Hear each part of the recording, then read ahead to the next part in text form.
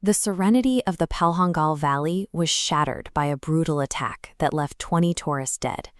The scale of the violence forced a shift in India's strategy, moving past diplomatic protests towards a direct military response. At 2:17 a.m., inside a high-security control room in New Delhi, the air was thick with the blue light of satellite screens. The city outside was asleep, but the decisions being made here would change the rules of engagement on the border. National Security Advisor Ajit Doval decided that statements of condemnation were no longer sufficient. He authorized a kinetic strike against terror infrastructure, an operation codenamed Sindoor, named for the wives of those lost in the attack. Satellite imagery could identify the general location of the camps, but it couldn't provide the precision needed to avoid civilian casualties.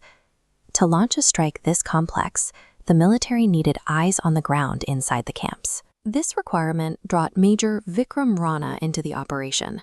A veteran field intelligence officer, Rana had spent 15 years building a network of deep cover assets that operated in the shadows of the border region. He identified Aisha Khan as the critical link. Aisha was a local tailor whose family had been executed by Commander RF's network, the very group responsible for the Pahalgam attack.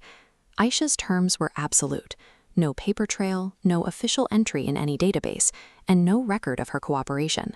She would provide the intelligence, but in the eyes of the Indian state, she would remain a ghost.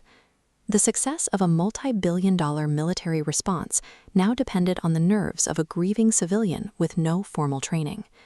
Aisha used her shop as a passive listening post. As she repaired uniforms for RF's men, she intercepted fragments of conversations regarding weapon shipments and camp rotations, piecing together the organization's logistics.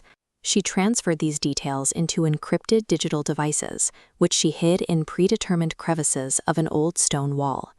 These dead drops allowed her to transmit high-value intelligence without ever meeting a handler in person. In New Delhi, this intelligence was mapped onto a digital grid. 9 distinct terror camps were identified as targets. Simultaneously, India deployed advanced air defense systems along the border, creating an overlapping radar umbrella to intercept any retaliatory strikes. On the tarmac, Indian Air Force jets were armed with precision payloads. These munitions weren't just being dropped on coordinates, they were being guided by the specific data nodes Aisha had risked her life to identify. The entire machine was primed and ready.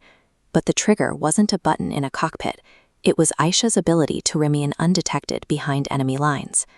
The operation was nearly compromised when one of RF's enforcers spotted Aisha during a midnight dead drop.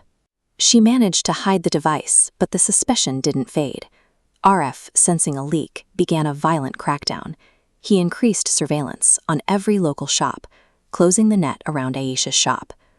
When Major Rana received the report in Delhi, he realized they had hours, not days.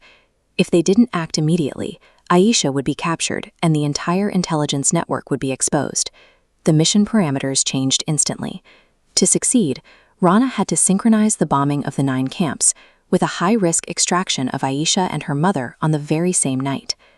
At 12:30 a.m. on May 7th, the IAF jets crossed the border. The operation shifted from weeks of quiet observation to an overwhelming display of kinetic force. As the jets approached, a final emergency code was transmitted to Aisha. She and her sick mother fled their home in a waiting vehicle, moving toward the border just as the first payloads were released. The airstrikes hit with absolute precision. Commander Arif's camps were reduced to rubble in minutes, destroying the logistics and command structure Aisha had so carefully mapped out.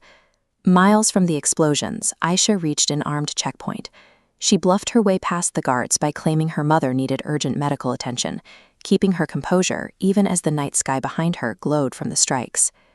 The precision of the bombardment and the success of the escape were 2 halves of the same operation. If Aisha had failed at that checkpoint, the mission's intelligence source would have been lost, turning a military success into a human tragedy. As the sun began to rise, Aisha and her mother reached the safety of a high-altitude ridge where Indian security forces were waiting. The extraction was complete at the same moment the last target was confirmed destroyed. Operation Sindoor delivered a definitive message. India now possessed the capability to map and dismantle terror networks with surgical precision, no matter where they attempted to hide. While the victory was announced to the nation by generals and politicians, the core of the mission remained a secret. Aisha Khan walked away with a new identity and a quiet life, a woman whose name will never be known, but whose contribution defined the entire operation.